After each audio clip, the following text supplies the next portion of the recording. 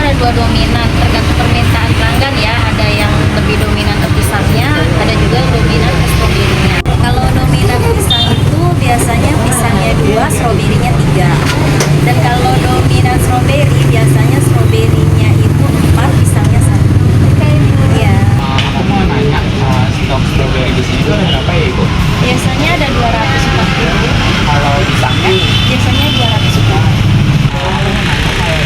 Stok strawberry-nya berapa ya Ibu? Biasanya ada 200. Kalau pisangnya? 100 juga. Terima kasih Bu. Ini saya mau nanya nih Bu, berapa keuntungan dari bis yang berdominan dari stroberi? Yang stroberi itu keuntungannya 5.000. Kalau dari pisang sendiri? Pisang itu 6.000. Oke Bu, makasih atas waktunya. Iya, sama-sama.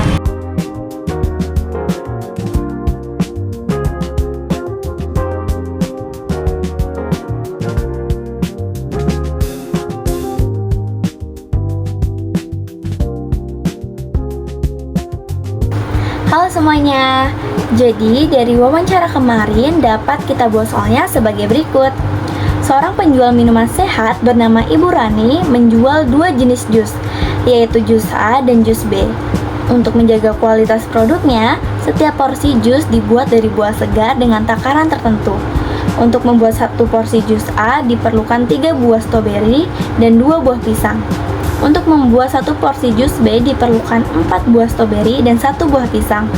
Dalam 1 hari, Ibu Rani memiliki persediaan sebanyak 240 buah stroberi dan 140 buah pisang. Dengan keuntungan penjualan, yang pertama, keuntungan per porsi jus A yaitu 6.000, yang kedua, keuntungan per porsi jus B yaitu 5.000.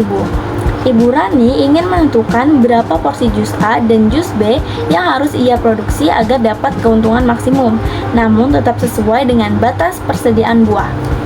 Nah, dari soal tersebut kita dapat menentukan variabelnya terlebih dahulu, yaitu jus A sebagai variabel X dan jus B sebagai variabel Y. Lalu kita kategorikan, yaitu ada stroberi, pisang, dan keuntungan. Jus A itu memerlukan 3 buah stroberi dan 2 buah pisang dengan keuntungan 6.000.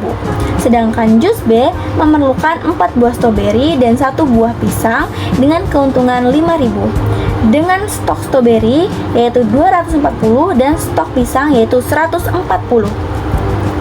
Lalu kita akan mencari kendalanya, yaitu 3X tambah 4Y kurang dari sama dengan 240. Lalu pertidaksamaan kedua itu ada 2X tambah Y kurang dari sama dengan 140. Kenapa kita pakai kurang dari? Karena buah yang dipakai di sini tuh harus kurang dari stok maksimalnya. Yaitu maksimalnya kan itu 240, berarti dia harus kurang. Dan 140. Ini untuk batas maksimalnya. Lalu di sini X-nya itu harus lebih sama dengan 0 dan Y-nya itu harus lebih sama dengan 0 karena ini mencari keuntungan. Lalu untuk fungsi objektifnya yaitu X, Y yaitu ada 6.000X tambah 5.000Y. Lalu kita akan mencari titik potong dari pertidaksamaan pertama, yaitu ada 3X tambah 4Y kurang dari sama dengan 240. Nah, ini kita jadikan persamaan dulu. Jadi 3X tambah 4Y sama dengan 240. Nah, kalau kita mau mencari X, berarti Y-nya harus kita tutup. Berarti Y-nya kita tutup di sini 240 dibagi 3 yaitu 80. Kalau kita mau mencari nilai X, berarti Y-nya nilainya 0 ya. Dan kalau kita mau mencari nilai Y, berarti X-nya itu 0. Nah, selanjutnya kita akan mencari nilai Y, yaitu X-nya kita tutup 240 dibagi 4, yaitu 60. Jadi titik potong dari pertidaksamaan pertama yaitu 80,60. Nah, dari pertidaksamaan kedua yaitu ada 2X tambah Y kurang dari sama dengan 140. Jadi kita jadikan persamaan terlebih dahulu. 2X tambah Y sama dengan 140. Nah, kalau kita mau mencari nilai X, berarti Y-nya harus kita tutup. Jadi 140 dibagi 2, yaitu 70. Nah, kalau kita mau mencari nilai Y, berarti X-nya harus kita tutup. Jadi 140 dibagi Y, yaitu sama dengan 1 ya. Jadi tetap 140. Jadi hasil akhirnya atau titik potong dari pertidaksamaan kedua itu ada 70,140. Hai semuanya, aku Fadil Rega, aku dari kelas 10-5 dan aku dari kelompok matematika kelompok 5. Aku bakalan ngejelasin bagian uji coba dan titik X, titik Y dari hasil kelompok aku. Di sini aku bakalan uji coba menggunakan titik 0,0. 3X ditambah 4Y kurang dari sama dengan 240. 3X-nya itu kan 0, tambah Y-nya itu juga tambah 4Y. Nah, Y-nya juga 0, kurang dari 240. 3 dikali 0, 0. Ditambah 4 dikali 0, 0. Berarti 0 ditambah 0 kurang dari 240. 0 kurang dari 240 sama dengan itu benar ya guys. Nah, 2X ditambah Y kurang dari sama dengan 140. 2 dikali 0, X nya itu kan 0, 2 dikali 0 ditambah Y, ini tulis aja 0. Jadi Y nya itu sama aja 0, kurang dari sama dengan 140. Nah, 2 dikali 0, 2 dikali 0, 0. Maaf ya, 2 dikali 0 itu 0. 0 ditambah 0 kurang dari 140. 0 kurang dari 140 berarti itu benar. Selanjutnya kita akan menentukan titik X dan titik Y. Pertama aku bakalan nulis dulu kan di sini 3X ditambah 4Y sama dengan 240, 2X ditambah Y sama dengan 140. Nah, di sini biar aku dapat X-nya itu aku kan mau nyari titik Y dulu. Jadi aku mau nyari titik Y dulu. Aku bakalan ngekali yang ini dikali 2 dan yang bawah ini dikali 3. 3X dikali 2 sama dengan 6X. 4Y dikali 2 sama dengan 8Y. 240 dikali 2 sama dengan 480. Nah, 2X ditambah 2X dikali 3 sama dengan ini 6X ditambah Y dikali 3. Itu Y itu berarti sama aja 1Y. 1Y dikali 3 itu berarti 3Y sama dengan 140 dikali 3 420.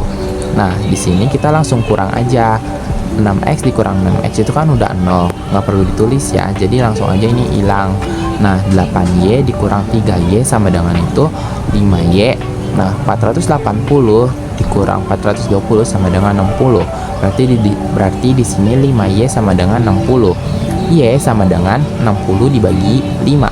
5 yang di sini dipindahin ke sini, jadinya dibagi. Nah, Y sama dengan 12. 12 ini hasil dari 60 dibagi 5. Jadi hasilnya 12. Berarti di sini udah tahu ya kalau titik Y itu 12.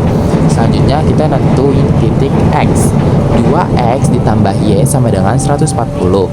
2X ditambah 12 sama dengan 140. 2X sama dengan 140 dikurang 12. 12 yang di sini dipindahin ke sini. Jadi dikurang. Nah, 5X sama dengan 128. 128 hasil dari 140 dikurang 12. X sama dengan 128 dibagi 5. 5 yang di sini dipindahin ke sini jadi dibagi 128 dibagi 5. Nah, X sama dengan 64. Berarti titik Y sama dengan 12 dan titik X sama dengan 64. Itu penjelasan dari aku. Untuk kurvanya akan dijelasin sama teman aku yaitu Indira. Terima kasih. Halo semuanya, perkenalkan saya Indira Oktaviani dari kelas 10-5. Di sini saya ingin menjelaskan cara menggambar garis koordinat, menentukan daerah arsir, dan juga mencari keuntungan maksimum dari hasil perhitungan titik pojok. Simak baik-baik ya teman-teman. Selanjutnya kita akan membuat grafik untuk menentukan DHP. Di sini saya memakai kelipatan 20. Nah, dari persamaan pertama, X-nya itu didapat 80 dan Y-nya itu 60. Maka kita tarik garis dan pernyataannya itu kan benar, maka kita akan arsir titik uji cobanya. Nah, di persamaan kedua itu X-nya 70 dan Y-nya 140. Kita tarik garis, dan karena pernyataannya juga itu sama-sama benar, maka kita arsir titik uji cobanya. Dan X lebih dari sama dengan 0 itu benar, maka kita arsir titik uji cobanya yaitu ke samping. Lalu Y lebih dari sama dengan 0 itu pernyataannya juga benar, maka kita arsir ke bawah. Lalu untuk menentukan nilai maksimalnya itu kita pakai titik dari DHP-nya ini, yaitu di sini X-nya ada 64 dan Y-nya ada 12, maka kita akan memasukkan di fungsi objektifnya. Jadi 6000 dikali X, X-nya itu berapa? X-nya itu 64, ditambah 5000 dikali Y, Y-nya berapa? Y-nya itu tadi kita dapat 12. Jadi 6000 dikali 64 hasilnya 384.000, ditambah 5000 dikali 12 hasilnya 60.000, yaitu 384.000 ditambah 60.000 hasilnya 444.000. Lalu yang kedua itu di sini ada titik 0,60. Di sini X-nya 0 dan di sini Y-nya itu 60. Jadi kita masukkan saja 6000 dikali X, X-nya berapa? Di sini X-nya 0, ditambah 5000 dikali Y, Y-nya di sini adalah 60. Jadi 6000 dikali 0 hasilnya 0, 5000 dikali 60 hasilnya 300.000. Nah, jadi di sini udah ketahuan untuk nilai maksimal dan minimalnya. Nilai maksimalnya yaitu 444.000 dan nilai minimalnya itu 300.000. Nah, di sini kita bisa tentukan jumlah produksi memberikan keuntungan maksimum. Jus A tadi kan itu sebagai variabel X dan jus B itu sebagai variabel Y. Di sini tuh sudah diberitahu oleh Ega sebelumnya bahwa jus A itu memberikan keuntungan maksimum yaitu bisa menghasilkan 64 porsi dan jus B itu 12 porsi dengan keuntungan maksimumnya yaitu 444.000.